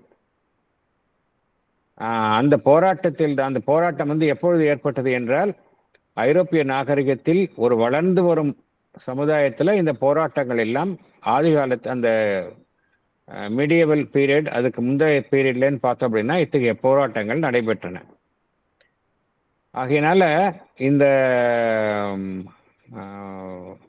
பகவான் இங்க என்ன கூறுகின்றார், அறிவு என்பது எப்படி எத்தகையதாக இருக்க வேணும் அப்படின்னா, தன்னை வலுவாக வேரூன்றி செயல்படும் முறையில் அறிவு என்பது செயல்படணும் அப்படிங்கிறார். நாலேஜ் மஸ்ட் பி அக்ரெசிவ் அப்படிங்கிறார். அப்பொழுதுதான் அது வந்து நிலையாக இருக்க முடியும் அப்படிங்கிறார். நிலையாக இருக்க முடியும் அப்படிங்கிறார். முழுமையாக இருக்கணும் அப்படிங்கிறார். அறிவு என்பது ஒரு சமுதாயத்துல எங்கும் பரவி முழுமையாக இருக்கணும். எக்ஸ்டென்சிவா எது இருக்கணும்னா அறிவு தான் இருக்கணும். ஆனா எக்ஸ்டென்சிவா அறியாமை என்பது பரவி இருந்தா என்ன ஆகும்னா, அதை சுத்தி எப்பொழுதும் ஒரு சின்ன குறிப்பிட்ட ஒரு வெகு சிலர் ஞானம் உடையவராகவும் பெரும்பாலானோர் அறியாமைக்கு உட்பட்டவராகவும் இருந்தால் என்ன நடைபெறும் அப்படின்னா, அந்த பர்பச்சுவல் ஆபத்து இருக்கும். யாரால் ஆபத்து இருக்கும் அப்படின்னா, அந்த அறிவு இல்லாதவர்கள், அவர்கள் மூலம் அறிவு உடையவர்களுக்கு எப்பொழுதுமே தொடர்ந்து ஆபத்து இருந்து கொண்டுதான் இருக்கும் அப்படிங்கிறார். அதனாலதான் நாலேஜ் என்பது எல்லாருக்கும் பரவணும் அப்படிங்கிறார். Knowledge must be aggressive if it wishes to survive and perpetuate itself. To live in extensive ignorance either below or around it is to expose humanity to the perpetual danger of a barbaric relapse. திருப்பி காட்டு brandy இதுக்கே நம்ம போயிடுவோம் அப்படிங்கிறார். இது வந்து அப்ப இருந்தது, இப்ப even now it is happening. சில நாடுகள்ல பாக்குறோம், சில நாடுகள்லயே சில இடத்துல பாக்குறோம். இதை நம்ம இது வந்து தொடர்ந்து இருந்துகிட்டு தான் இருக்கு. இந்த நிலைமை வந்து தொடர்ந்து இருந்து கொண்டு இருப்பதை நாம் பார்க்கின்றோம். அடுத்தது பார்க்கலாம்.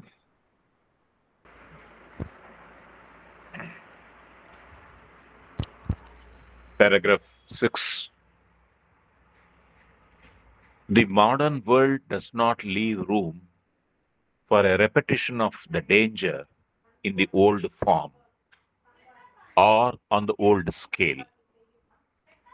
Science is there to prevent it.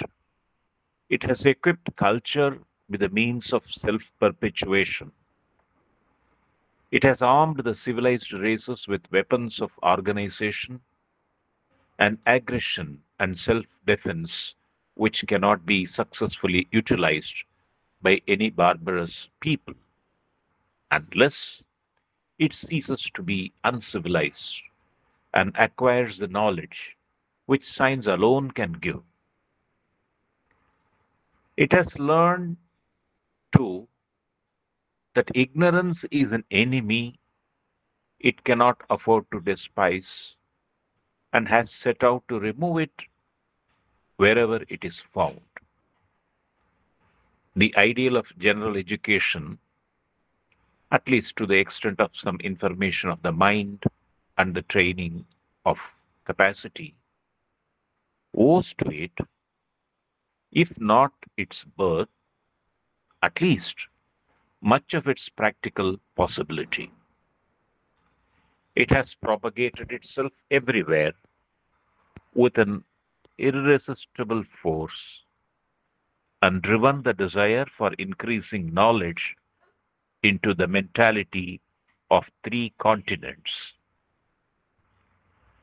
It has made general education the indispensable condition of national strength and efficiency, and therefore imposed the desire of it not only on every free people, but on every nation that desires to be free and to survive, so that the universalization of knowledge and intellectual activity in the human race is now only a question of time.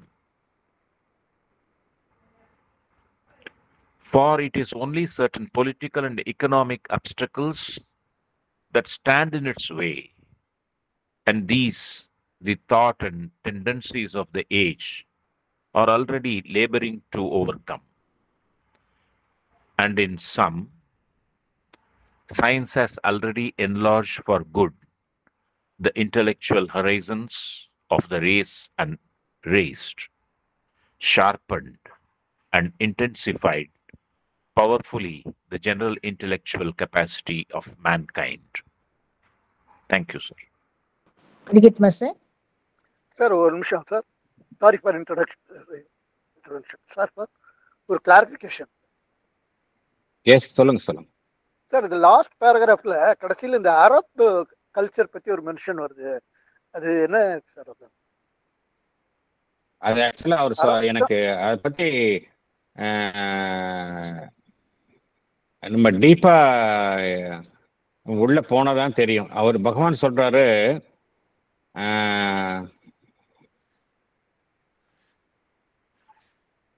அதாவது அவங்க சொல்றது வந்து அந்த எந்த இன்னும் நம்ம டீப்பா போனதான் தெரியும். எப்படி வந்து அந்த அரப் சைட்ஸ்லேருந்து சயின்டிஃபிக் அண்ட் பிலசாபிக்கல் நாலேஜ் வந்து யூரோப்ல வந்து அதனுடைய ஒரு பெரிய மாற்றத்தை நீங்க கேட்குற கேள்வி நானும் நினைச்சேன். பட் எனக்கு வந்து சரியான ஆன்சர் கிடைக்கல. We have to go deep into that. Maybe next session வர்றப்ப நம்ம வந்து இதை பத்தி நல்லா தெரியலாம். எனக்கும் அதை பத்தி சரியா தெரியல. எப்படி வந்து அரப்ஸ் வந்து it was left to the Arabs to reintroduce the beginnings of scientific and philosophic knowledge into a semi-barbarous Christendom and to the half-pagan spirit of the Renaissance, and a long struggle between religion and science to complete the return of the free intellectual culture in the reimagining mind of Europe அப்படிங்கிறாரு. இது எப்படிங்கிறது எனக்கும் புரியல. Maybe next session வரப்ப I will come with more. வேற எங்காவது source இருந்தா நான் தேடி, ஏன்னா இதுல இல்ல, வேற எங்காவது நம்ம நான் பாக்குறேன். பகவானுடைய வேற ஏதோ ஒரு ரைட்டிங்ஸ்ல இருக்கான்னு பாக்குறேன். இருந்து எப்படி இந்த அரபனுடைய இன்ஃப்ளூயன்ஸ் எப்படி வந்து அந்த யூரோப்ல இதை பண்ணது நம்ம தெரிஞ்சுக்கலாம். பட் எனக்கும் தெரியல இதை பத்தி. நான் படிக்கும்போது நினைச்சேன், but I couldn't find an answer. Geographical divide அது ஒரு இதா இருக்கு இல்லையா? அது எப்படி வந்து இவங்களுடைய இது வந்து அங்க வந்து அது கிட்டக்கு தானே சார். உங்களுக்கு வந்து பாத்தீங்கன்னா இப்ப இஸ்ரேல் அண்ட் அரப் இப்ப என்ன கல்ச்சர் எல்லாம் இப்ப இன்ஃபேக்ட் இந்த நீங்க கிறிஸ்டியானிட்டி அண்ட் இதெல்லாம் பாத்தீங்கன்னா இஸ்லாம் ரெண்டுமே அரபிக் ரிலிஜன்ஸ் தானே சொல்றாங்க. அரபிக் ரிலிஜன்ஸ் அப்படின்னா ஒரே இதுதானே. கிறிஸ்டியானிட்டி அண்ட் இஸ்லாம் வந்து பாத்தீங்கன்னா அதோடைய ஆரிஜின் எல்லாம் பாத்தீங்கன்னா ஒரே இதுதானே சார். உங்களுக்கு ஒரே அரபிக் ரிலிஜன்ஸ் தானே அவங்க சொல்றாங்க. அதனால பகவான், ஆனா இது எந்த கான்டெக்ட்ல பகவான் வந்து இத வந்து சொல்றாரு, எப்படி இத அரபோட இன்ஃப்ளூயன்ஸ் வந்து வெஸ்டர்ன் வேர்ல்டுக்கு வந்து வந்ததுங்கிறது நம்மளுக்கு தெரியல நம்மளுக்கு. ஏன்னா சொல்ற மாதிரி இதுவா இருக்கு, ஒரே பிளேஸ், ஆல்மோஸ்ட் ரெண்டு ரிலிஜனும் ஒரே இடத்துல. பட் கிரீஸ்ங்கிறது அக்ராஸ் இல்லையா சார்? இங்க இருந்து கிரீக் ரிலிஜன் மிடில் ஈஸ்ட். புரியல என்ன சொல்றீங்க? இல்ல இப்போ இஸ்ரேல் அந்த மாதிரி ஜெருசலேம் அதெல்லாம் நீங்க சொல்ற மாதிரி birthplace of the both religions, same origin அப்படி எல்லாம் இருக்கு. அதாவது சார் இப்ப என்ன சொல்றாங்க, வெஸ்டர்ன் அந்த வெஸ்ட் ஏஷியான்னு சொல்றோம். அதாவது வெஸ்ட் ஏஷியான்னு சொல்றோம் பாத்தீங்களா? வெஸ்ட் ஏஷியால வந்து ரிலிஜன்ஸ் எல்லாமே எப்படி அவங்க வகைப்படுத்துறாங்க அப்படின்னா ஏப்ரஹாமிக் ரிலிஜன்ஸ் அப்படிங்கிறாங்க. ஏப்ரஹாமிக் ரிலிஜன்ஸ் அப்படிங்கிறது வந்து வெஸ்ட் ஏஷியால வந்த ரிலிஜன்ஸ் எல்லாமே ஏப்ரஹாமிக் ரிலிஜன். அது என்ன ரிலிஜன் அப்படின்னா 3 ரிலிஜன் வந்து சொல்றாங்க. ஒன்னு வந்து ஜுடையிசம் அப்படிங்கிறாங்க, இன்னொன்னு கிறிஸ்டியானிட்டி, இன்னொன்னு வந்து இஸ்லாமிசம். புரியுதுங்களா? இது 3மே வந்து அங்கிருந்து ஆரம்பிச்சதுதான். இஸ்ரேல் இருக்கிறவங்க, இஸ்ரேலும் எங்க இருக்கு இப்போ? அந்த வெஸ்டர்ன் சைட்ல தானே இருக்கு. வெஸ்ட் ஏஷியா சைடோடைய பார்டர் தானே இஸ்ரேலும் இருக்குது உங்களுக்கு. கிரீஸ் வந்து யூரோப்பினோட இந்த சைட்ல இருக்குது இல்லையா? வெஸ்ட் யூரோப்பியோட ஈஸ்டர்ன் பார்ட் இருக்கிறது தான் கிரீஸ், ரோம் எல்லாம் அந்த சைட்ல தானே இருக்குது. அவ்வளவு தூரம் உங்களுடைய இன்ஃப்ளூயன்ஸ் இருந்திருக்கான்றதுதான் ஆச்சரியமா இருக்கு. அது எப்படின்னு தெரியல. எப்படி வந்து இதோடைய இன்ஃப்ளூயன்ஸ் இருந்தது அப்படிங்கறத வந்து நம்ம வந்து இன்னும் கொஞ்சம் ஆழமா போனா நம்மளுக்கு தெரியும். நம்மளுக்கு எஸ்பெஷலி நான் வந்து பகவானுடைய லைட்ல நான் பார்க்க தெரிஞ்சுக்க விரும்புறேன். பகவானுடைய லைட்ல நம்ம தெரிஞ்சுக்கிட்டா அது ஒன்று ஆத்தென்டிக்கா இருக்கும். மேபி நெக்ஸ்ட் செஷன் வரப்ப நான் வந்து தெரிஞ்சுக்கலாம் எப்படிங்கிறத நம்ம. அதான் 2 பாயிண்ட், இந்த பிலாசபி அண்ட் சயின்ஸ் ரெண்டுத்துலயும் இப்போ அவங்க ஆமா என்னங்கிறது இது வரைக்கும் கொஞ்சம் புதுசா இருக்கு சார். அது அதான். ஆமா ஆமா, இது கூட புதுசா புதுசா தான் இருக்கு. Thank you sir. நான் படிச்சது கூட எனக்கு வந்து ரொம்ப இதா இருந்தது. பட் எனக்கு சரியான ஆன்சர் கிடைக்கல அதுக்கு எனக்கு. ஆனா பகவான் சொல்றது வந்து என்ன சொல்றாரு அப்படின்னா, சயின்ஸ், பிலாசபி, மேத்தமேட்டிக்ஸ், இங்க ஆர்ட், இங்க எல்லாம் வந்து அந்த இஸ்லாமிக் சைட்ல இருந்து போறதுக்கு சான்சஸ் ஆர் தேர். எஸ்பெஷலி இந்த மிடிவல் ஏஜ்னு சொல்றாங்க இல்லையா, மிடிவல் ஏஜ் அப்படிங்கிறது ரெனிசான்ஸ் பீரியட்னு சொல்றாங்க. 750 இருந்து 1300 வரைக்கும் அந்த பீரியட்ல எஸ்பெஷலி இஸ்லாமிக் ஸ்காலர்ஸ் இருக்காங்க பாத்தீங்களா, அவங்கெல்லாம் வந்து இந்த ஏன்ஷியன்ட் கிரீஸ், ரோம், இங்கெல்லாம் போயிட்டு இதை பரப்புனாங்க. அங்கே அவங்க மூலமா அதர் பார்ட் ஆஃப் யூரோப்புக்கு போயிருக்கு அப்படிங்கிறாங்க. எஸ்பெஷலி இன்னொன்று சொல்றாங்க, எஸ்பெஷலி இதெல்லாம் வந்து பகவானுடைய ரைட்டிங்ஸ்ல இல்லை, வெவ்வேறு சோர்ஸ்ல வந்து என்ன சொல்றாங்க அப்படின்னா, இந்த அல்ஜிப்ரா, அஸ்ட்ரானமி, கெமிஸ்ட்ரி, மெடிசின் இதெல்லாம் கூட இஸ்லாமிக் ஸ்காலர்ஸ் வந்து கொண்டு போய் சேர்த்தாங்க அப்படிங்கிறாங்க. ஸோ இதெல்லாம் யூரோப்பியன் ரெனிசான்ஸ், ஐரோப்பிய நாகரிகத்தினுடைய மறுமலர்ச்சிக்கு இஸ்லாமிக் வேர்ல்டு வந்து இட் பிளேட் குரூஷியல் ரோல் அப்படிங்கிறது ஒரு சிலர் சொல்றாங்க. பட் இதோட தரவு நாலேஜ் என்னங்கிறது நமக்கு தெரியல, உண்மை இது. பட் எப்படி போச்சு, இதோடைய தாக்கம் எப்படிங்கிறது நமக்கு தெரியல. ஆச்சரியமா இருக்கு. நான் எனக்கு கூட இது வந்து இந்த லைன்ல திங்க் பண்ணது இல்லை. But it had happened. You cannot deny that. ஆமாமா, அதுதான் அவருடைய இப்போ மதரோட கூட வந்து இந்த சூஃபி பிலாசபில நிறைய இம்பாக்ட் இருக்கு. ஆமா, இன்ஃபேக்ட் மதரே பாத்தீங்கன்னா, மதருடைய பேக்ரவுண்ட் பாருங்க, ஈஜிப்ட் அண்ட் டர்க்கிஷ் தானே. டர்க்கிஷ் வந்து it's not an European country, even though it's part of இதுன்னு சொன்னா கூட டர்க்கிஷ் அண்ட் இஜிப்சியன் இதுதானே இல்லையா, பேக்ரவுண்ட் தானே அவங்க இல்லையா. அதனால நம்ம அந்த கல்ச்சர் வந்து அங்கேருந்து போயிருக்கு அப்படிங்கிறார். ஒரு இன்ட்ரெஸ்டிங் அப்சர்வேஷனா இருக்கு.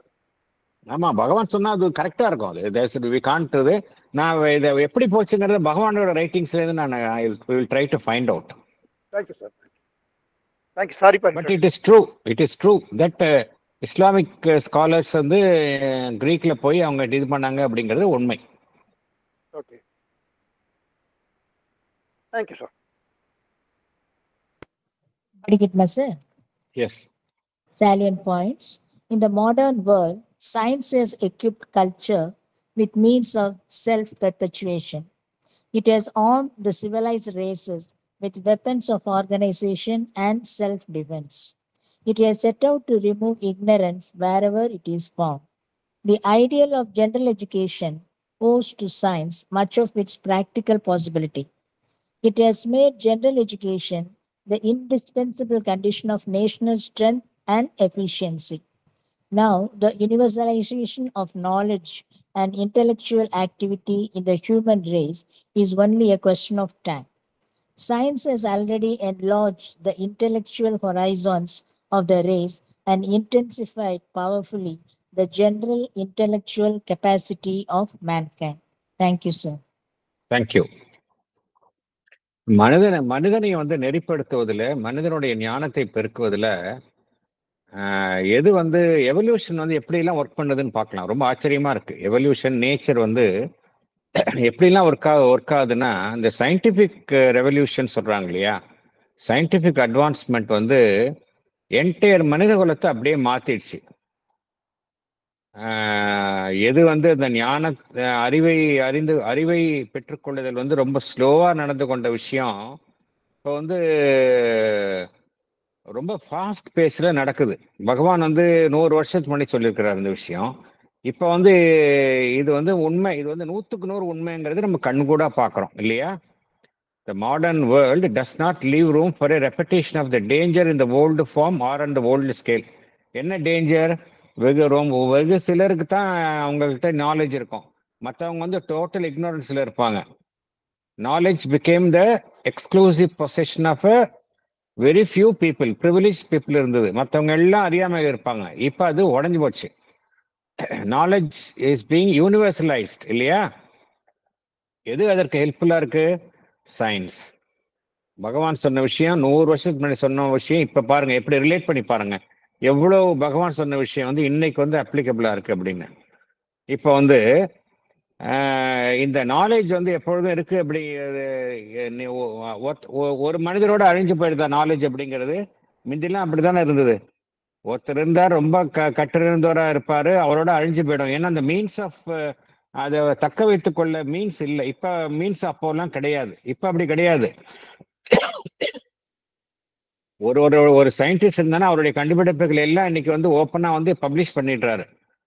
அது அப்படியே அவர் காலம் தொட்டு அவரோட மறைஞ்சு அவருடைய ஞானம் வந்து அவருடன் மறைந்து போவது இல்லை, பர்பச்சுவேட் ஆகுது அப்படியே. அதே போல சிவிலைஸ்டு ரேசஸ்க்கு வந்து சயின்ஸ் என்ன பண்ணிருக்கு? Weapons of organisation and aggression and self defence. Even ஒரு நல்ல நாகரிகம் அடைந்த சமுதாயத்திற்கு சயின்ஸ் என்னன்னா தற்பாதுகாப்புக்காக தகுந்த ஆயுதங்களை வழங்கி உள்ளது. அது வந்து அதனுடைய நாகரிகம் கெட்டுவிடாமல் மற்றவர்களின் மூலமாக அதனுடைய நாகரிகத்துக்கு எந்த விதமான பாதிப்பும் ஏற்படாத வண்ணம் தன்னை பாதுகாத்துக் கொள்ள தகுந்த ஆயுதங்களையும் அந்த சயின்ஸ் வந்து விஞ்ஞானம் வந்து கண்டறிந்து வழங்கி உள்ளது இல்லையா? அதுவும் ஒரு உண்மை.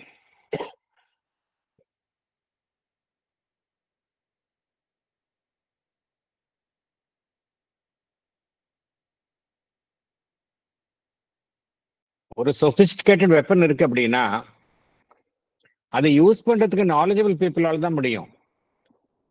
சுத்தமா கல்வி அறிவு இல்லாத ஒரு மனிதனால ஒரு சொபிஸ்டிகேட்டட் வெப்பனை கூட யூஸ் பண்ண முடியாது. It requires knowledge which science only can give. இப்போ வந்து வார்ஃபேர் எப்படி இருக்கு அப்படின்னா, எந்த நாடு வந்து நல்ல அறிவிற் சிறந்ததாக இருக்கின்றதோ கெட்டிகத்தனமா இருக்கிறாங்களோ அப்படிதான் வார்ஃபேர் இப்போ நடக்குது. நம்ம ரீசெண்டா நம்ம பார்த்த இந்தியன் ஆக்ஷன்ஸ்ல கூட நம்ம பார்க்குறோம். அதுதான் காரணம். எப்படி நம்ம பண்ணோம்னா நம்ம ரொம்ப பிளான் பண்ணி எல்லாமே ரொம்ப ரொம்ப கனகச்சிதமா முடிச்சாங்க. எல்லா தாக்குதல்களையும் சமாளிச்சாங்க. இது எதனால முடிஞ்சது அப்படின்னா அந்த சயின்டிபிக் நாலேஜ்னால தான். ப்ரிசிஷன் அண்ட் சயின்டிபிக் நாலேஜ் அதுதான் நமக்கு உதவி புரிந்தது.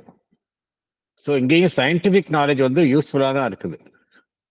ஒரு மனிதன் வந்து அறிவை பெருக்கிக் கொள்ளாமல் வெறும் உடல் பலத்தை வைத்துக்கொண்டு எதையும் சாதிக்க முடியாது. அதுதான் இங்க உண்மை.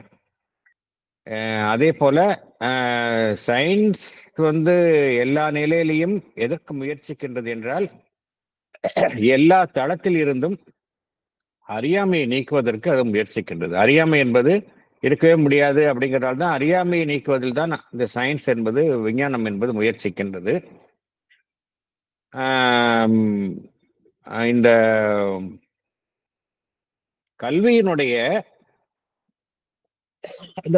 அதை நடைமுறையில் செயல்படுத்துதல்.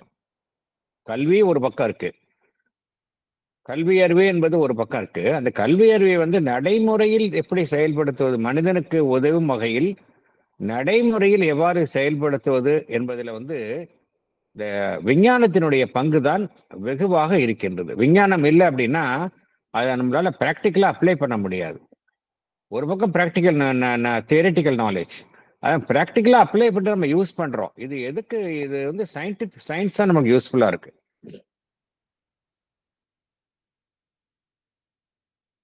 எஸ்பெஷலி 3 கான்டினென்ட் அப்படிங்கிறார் பகவான் மென்ஷன் பண்றது. மேபி யூரோப், அமெரிக்கா அண்ட் ஏஷியான்னு நினைக்கிறேன். 3 கான்டினென்ட் மென்ஷன் பண்றார்.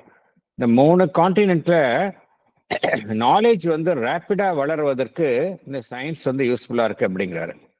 அப்புறம் இந்த ஒரு நாடு வந்து வலிமையாக இருக்கணும், எஃபிஷியண்டா இருக்கணும், நன்றாக செயல்படணும் அப்படின்னா அந்த நாடு கல்வி அறிவு உடைய நாடாக இருக்க வேண்டும். அப்பொழுதுதான் வந்து அதை வந்து ஒரு அடிப்படை நிலையாக இந்த சயின்டிபிக் அட்வான்ஸர் தான். நம்ம ஒரு நாடு வந்து நல்லா முன்னேறணும்னா பேசிக்கலா நாலேஜ் வேணும். இப்போ ஃபார் எக்ஸாம்பிள் நம்ம பார்க்குறோம், இந்தியாவினுடைய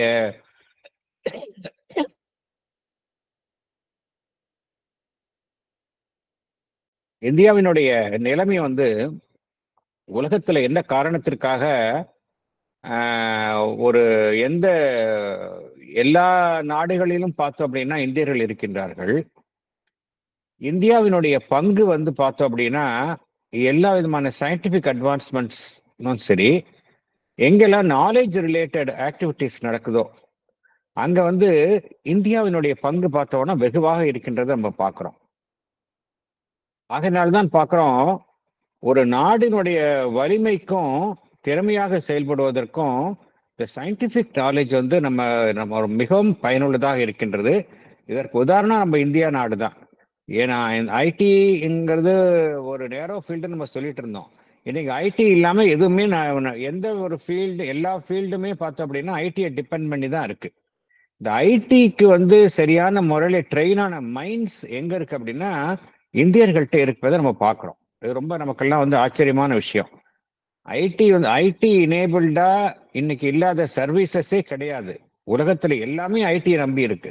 இந்த ஐடி ட்ரெயின்டு மைண்ட்ஸ், அதற்கு சரியான ஒரு பயிற்சி அளிக்கப்பட்ட மனங்கள் வந்து யாரிடம் காணப்படுகின்றன பார்த்தோம் அப்படின்னா நம்ம இந்தியர்களிடம் காணப்படுகின்றது. அதனால்தான் நம்ம என்ன பகவான் இங்க கூறுகின்றார், ஒரு நேஷனல் ஸ்ட்ரென்த்துக்கும் எஃபிஷியன்சிக்கும் அந்த சயின்டிபிக் நாலேஜ் வந்து தவிர்க்க முடியாத விஷயமாக இருக்கின்றது. அப்புறம் முக்கியமான என்னன்னா, நாலேஜ் என்பது எங்கும் பரவுவதற்கு நாலேஜும் சரி, அறிவு சார்ந்த விஷயங்கள் வந்து மனித குலத்துல எங்கும் பரவுவது, ஒரு வெகு சிலரிடம் இல்லாமல் எங்கும் பரவுவதற்கு இந்த சயின்டிபிக் நாலேஜ் வந்து ரொம்ப யூஸ்ஃபுல்லா இருக்கு. நமக்கு இன்னைக்கு எல்லாருமே இன்னைக்கு வந்து நம்மளுக்கு மொபைல்லே பார்த்தோம் அப்படின்னா எல்லாமே எல்லா நாலேஜும் நம்மளுக்கு கிடைக்குது.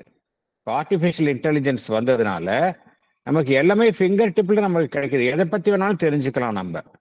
அது எது கொடுத்துருக்குன்னா அந்த சயின்டிபிக் அட்வான்ஸ்மெண்ட் தான் கொடுத்துருக்கு. நாலேஜ் வந்து பரவுவதற்கும் சரி, நாலேஜ் வந்து நிலையாக நீடித்திருப்பதற்கும் எது வெகுவாக மனித குலத்திற்கு உதவி உள்ளது என்றால் இந்த சயின்டிபிக் அட்வான்ஸ்மெண்ட். ஸோ அதனால்தான் வந்து இதெல்லாம் எவல்யூஷன், இது வந்து தானா நடக்கல. இயற்கையினுடைய எவல்யூஷன்ல அப்படியே பரிணாம வளர்ச்சியில் நடந்து கொண்டு வருகின்றது. மனிதனுடைய அறிவினுடைய எல்லைகளை வந்து விஸ்தீரணம் செய்வதற்கு விஞ்ஞானம் வந்து வெகுவாக உதவியுள்ளது என்று பகவான் குறிப்பிடுகின்றார்.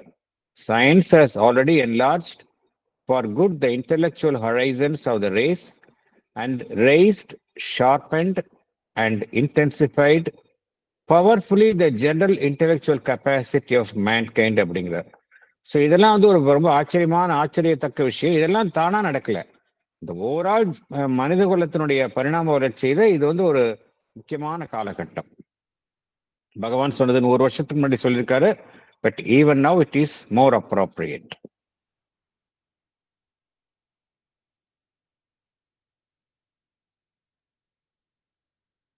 வேறு எதுவும் கருத்துக்கள் இருந்தால் பகிர்ந்து கொள்ளலாம்.